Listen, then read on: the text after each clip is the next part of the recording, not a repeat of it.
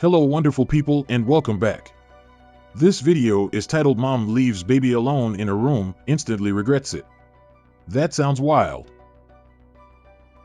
It takes resolve, a keen mind, and a truckload of patience to ensure children will be the best version of themselves when they step into the world as adults.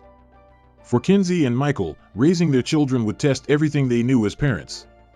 Kenzie and Michael met at a rock concert in their mid-20s before tying the knot 5 years later. They were the perfect match, with differences and strengths that complemented each other and made them more efficient as a duo.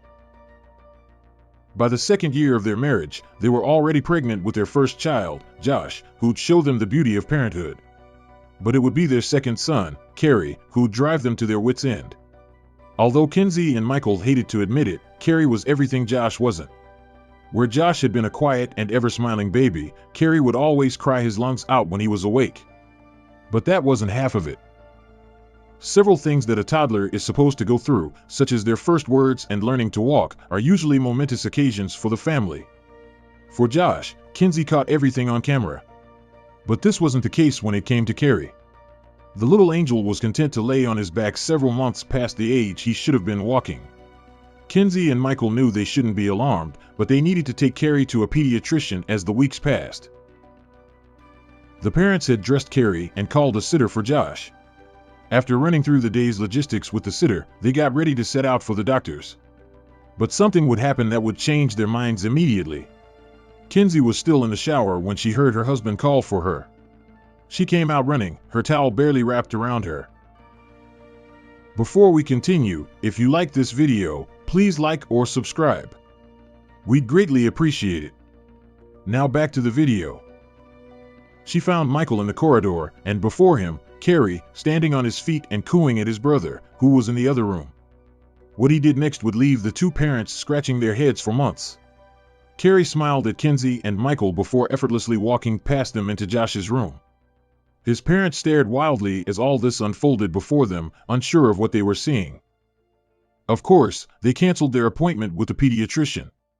But something would happen down the road that would send them running to the hospital. The weeks that followed were more of the same for Kenzie's family, except that Carrie could now walk. The boy wasn't even using furniture to prop himself as he moved around the house, which his big brother always did. But one day, he'd do something that would put his parents on high alert, landing everyone in their family in the hospital. It was a bright summer afternoon when the incident took place. Kenzie and Michael were away from work, enjoying the sun when they heard Josh calling for them. "I got this," Michael waved Kenzie down when she made to rise. She smiled at him and he grinned back, assuring her he could handle whatever their boys threw at him. He didn't know how wrong it was. Josh had been 10 when this happened, while Carrie was a month away from turning 2. Although he was way past 18 months, he hadn't uttered his first word yet, which kept his parents on edge. They considered booking an appointment with his doctor, but also thought they should give him some time. But that afternoon, they'd rushed to the pediatrician without even booking an appointment. Michael hurried off to see what Josh was calling about. On the other hand, Kenzie laid back to rest, trusting that her husband would handle whatever issue Josh had. She drew her sunglasses and sipped from her margarita glass. But then a sharp scream from Michael had her shooting to her feet. Michael's scream had Kenzie speeding into the house. She didn't know what was going on, only that whatever the issue was, it was massive enough to warrant such a response from her husband. Was one of her babies injured? Were both of them bleeding? Her mind raced as she dashed up the patio steps and into the house. What she'd find would make her take a shaky step back. Kenzie found Michael next to Josh. They were looking over Carrie, who sat in a pile of Kenzie's college textbooks. "Who's hurt?" Carrie asked frantically, checking Josh all over before rushing to Carrie. "No one," Michael said with a wild grin, his eyes broadened and brows furrowed. He went down on one knee and said to Carrie, "Can you show Mommy what you just showed me, bud?" "Okay, Dad," the boy said, and Kenzie's mouth fell open. "He can talk now?" she asked Michael, who shrugged disbelievingly before turning to Carrie. "Show her," he said. Carrie crossed his legs and struggled to open one of the thick books before him. He read the first sentence aloud, pronouncing words that even Kenzie had trouble articulating. But he didn't stop there. Although with a bit of straining, Carrie read the first 10 sentences of the book. He then explained what they meant in detail and even pointed at another book, saying that its title related to what he just read. Kenzie and Michael couldn't believe it. They rushed for their coats and scooped their sons up before rushing to the hospital. They needed to know what was happening to Carrie. Carrie's doctor ran some tests on the boy before revealing what his parents had thought as they drove to the hospital. There was a high chance they had a genius on their hands. Although the doctor couldn't be sure yet, as Carrie was still very young, he told Kenzie and Michael that the boy was already showing signs of being a child prodigy. The two parents took deep breaths as they drove back home. They knew their lives would never be the same again. What made this situation more heartbreaking was the fact that after all the dreams they had of their big family, Brian was the first. He represented the beginning of making that dream a reality. Even in their wildest dreams, they could never have imagined a son more perfect than the one they had. Now they were forced to consider the worst possibilities. The days passed by mercilessly and Brian remained in the same state. Taylor never knew that a human being was capable of holding as many tears as she cried. Her emotions swayed from hopeful and optimistic to hopeless and lost on a daily basis. As the hours and days passed, soon an even worse emotion took over. Taylor cried until her eyes could hold no more tears. Her mind felt like it was on the brink of insanity on more than one occasion. Eventually, perhaps as a defense mechanism, she began feeling numb. After all the pain, heartache, stress, and fear, this feeling was somehow worse. Feeling numb made Taylor feel like a monster. She was like a cold, unfeeling robot at times, going through the hours with a kind of frightening detachment. She felt like a zombie at times, dead to the world, and just existing in an emotionless void waiting for news. At times, she felt like she needed to snap out of it, but was terrified to do this. Taylor knew that if she allowed the grim emotions back, she risked opening the floodgates and was afraid of being consumed by it all again. In her desperation, caught between being afraid to feel too much and her guilt at feeling too little, she turned to another source for comfort. Jeff had been dealing with his grief in a different way. Taylor barely saw him cry, and he seemed to be handling things better. Taylor didn't know if this was a good thing or not. Soon, she began to wonder what was going through Jeff's mind. Worse still, she had no idea how to feel about him or if she could lean on him for support. It was a horrible truth about the situation. Taylor and Jeff had been a normal, happy couple. They had finally begun building their lives together.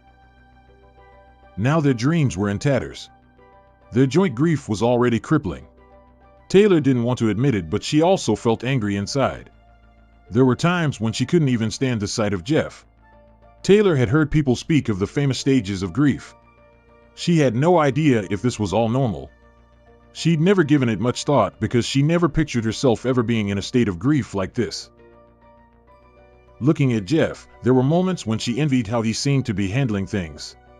On the other hand, she wondered if he was just staying strong. Taylor knew that Jeff loved his son every bit as much as she did. She knew, like her, he was heartbroken inside whether he showed it or not. As the days wore on and Jeff kept up his stoicism, Taylor also began to worry for another reason. She hadn't considered the feeling until now, but was now afraid that it might be true. Since Brian had been in Taylor's care at the time, she worried that Jeff may blame her for what happened. She struggled with this feeling for a while. When she could no longer take not knowing, she summoned up her last reserves of courage. Tentatively, she approached him to ask him if it was true. To Taylor's relief, Jeff assured her that he did not blame her for any of this. He knew how much she loved their boy and would never knowingly hurt him. He supported her and told her that they needed to be strong together. It broke the two of them to see their little boy hooked up to devices and a breathing apparatus day after day. Finally, the doctor came forward and revealed that the test results were ready. Brian's brain had suffered severe trauma and it was unclear what the future held. After helping Taylor and Jeff get acclimated to his treatment regimen, the hospital discharged Brian.